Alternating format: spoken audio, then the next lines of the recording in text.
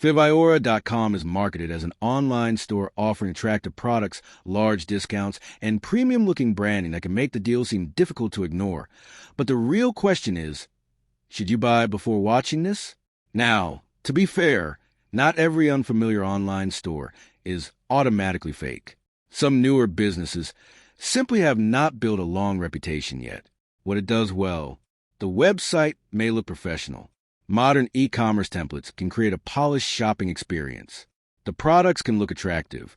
Professional photos are designed to create a premium impression where the concerns start appearing. A polished website does not automatically mean a trustworthy store. This is the biggest issue. Professional-looking sites are easier than ever to create. Heavy discounts can sometimes create artificial urgency. Permanent limited-time sales can be a warning sign. Product photos do not guarantee real-world quality. Marketing images may not always match what customers receive. So, should you buy from Fiviora.com? Short answer, proceed carefully.